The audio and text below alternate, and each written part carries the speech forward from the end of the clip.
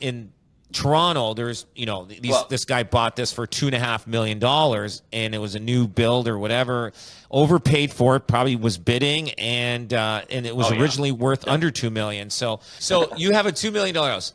Yeah. Your house is up for sale. You get an offer on it, conditional on selling another house in Toronto, $5 million, let's say $10 million.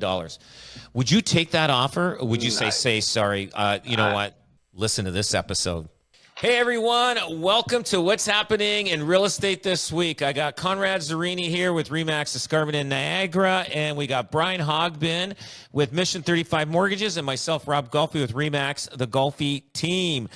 So now we are going to talk about, I guess, some sales are happening, and of properties that people bought in 2021 and partially of 2022, and there, and there was an article in the paper.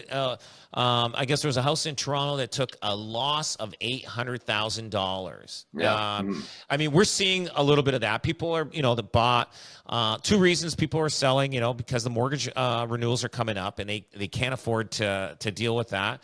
And who knows, changes in their life or whatever, and people have to sell, and some people are taking losses, but I don't think this is in Toronto. That's a huge loss, and that was a power of sale, but people are taking losses, and what's you think this is going to be a continuation? I mean, there's always a this is clickbait story. I hate to use that over and over again, but there was another house in London, Ontario, same kind of thing, went for half the amount of money. They lost $700,000. Yeah, again, if you bought in the peak, there's these odd properties and things like that. But, this is just to get people's attention and what's going on and things like that. Yeah, there are some losses, and we're not saying that. The peak of the market of, March 2022 was, substantially, you're talking could be 10, 15% on $1 million bucks. That's a few bucks, 150,000, 200,000. It's a lot of money.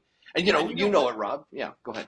And you know what? They don't necessarily buy it. They don't tell you that they bought it in competition. They bought it over asking price. And the fact of the matter is, did they have a good realtor when they bought it as well too? The peak of the market, they could have blown their brains out and gone 20% over asking when it wasn't even worth that in the first place. Right? So to Conrad's point too, like if you don't have a good realtor, you don't have someone good working with it, and if they overbought, it makes this look really terrible. But, and I think a lot of these losses, I think the majority of them, there are some losses, but not this significant in the Hamilton, Halton, Niagara area. Maybe in Burlington possibly, but I think it's more in the higher end homes than it is in the lower end. You know what I mean? Okay, let's say in 2021, you're looking at a house that is $500,000, and then it sells for $600,000, and then right now that house is selling for $600,000. But it did drop, and then now it climbed back up. In some areas, we are at the 2021 numbers, which is you're absolutely right, not bad at all. So it's if the worst case, you might break even in some cases. But I looked on the Hamilton board to see if there was any homes over $2 million. I saw maybe that sold from January to the end of April of houses that over $2 million. I only saw 2 or 3 that maybe have lost maybe 100,000, but nothing significant. 5%, 5%. Yeah. So I get it. In Toronto, there's this guy bought this for $2.5 million, and it was a new build or whatever, overpaid for it, probably was bidding, and it was originally worth under $2 million. So. You're right. You're right about the news story. This is a couple of one-offs. Well, there's a story today in the Globe Mail. It was kind of interesting. At that upper end, what happened was there was this $21 million sale a couple of years ago, and everybody said, "Oh my God, these people way overpaid." But what happened was all these other people in Rosedale Toronto decided to put their house for sale. So there's 7 or 8 properties at over 20 million, right? And there's not a market for 7 to 8 properties over 20 million.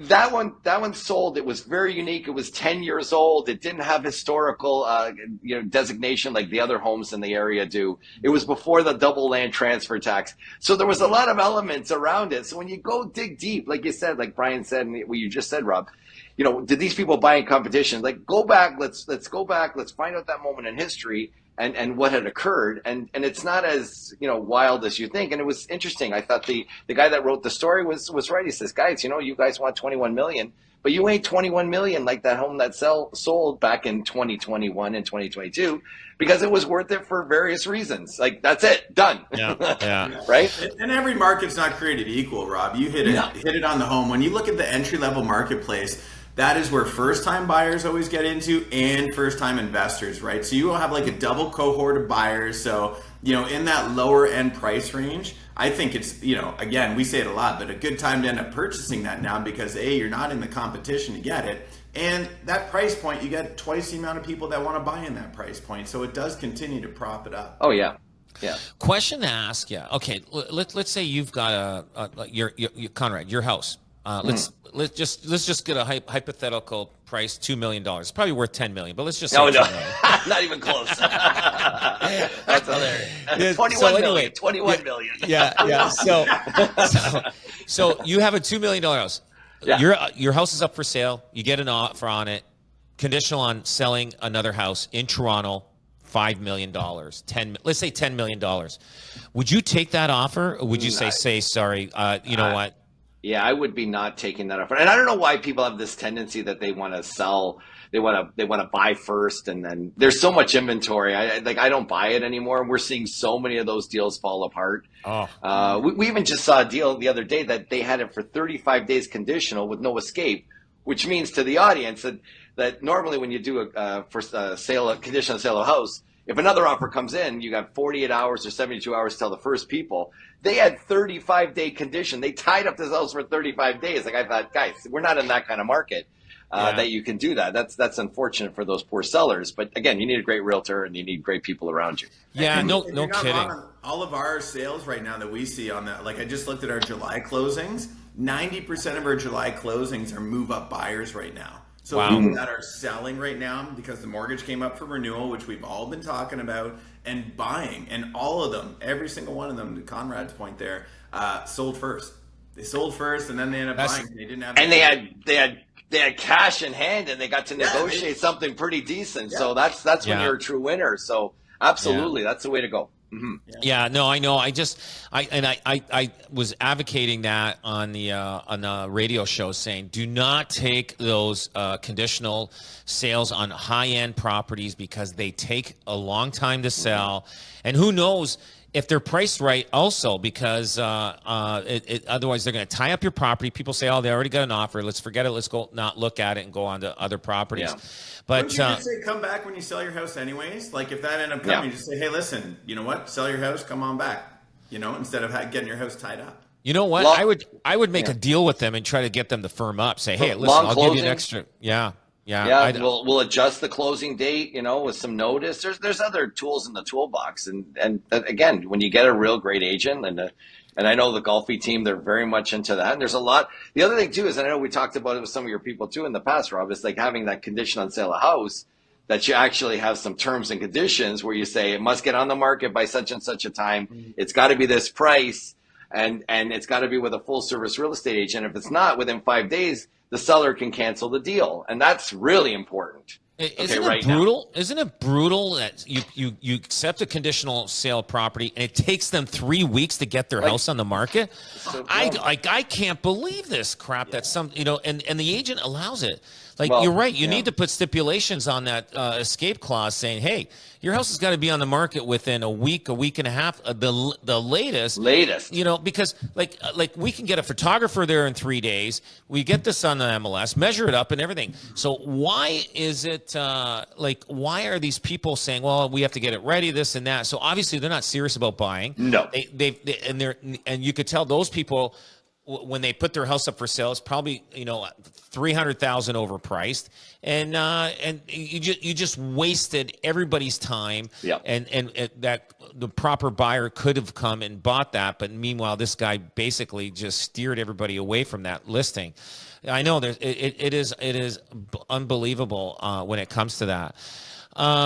So listen, hey guys, so there's another thing here. It says Ontario landlords hand over control of real estate empire. We talked about this before after allegations of misappropriated investor funds. Now, Conrad, before we started, you were talking about, sometimes there are some REITs that, they invested in certain properties, like commercial properties, and now they're half empty and it's killing them.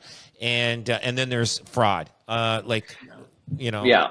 And well, this one too, and I think even because Brian, the mortgage broker that was behind it. I heard there was something like 1,600 investors in this, right? That everything from 1,000 to multiple amounts of money. Again, you look, you got to go with somebody pretty reputable. But again, there are these phenomenal REITs that rose, that came in the last 10, 15 years when real estate was pretty solid and pretty hot, and they made some bad decisions, and there's a very large REIT that just defaulted on almost $200 million, Wow. and has not been paying their investors the dividends as well. They suspended dividend payments for probably about 6 to 8 months. So, you got to be aware.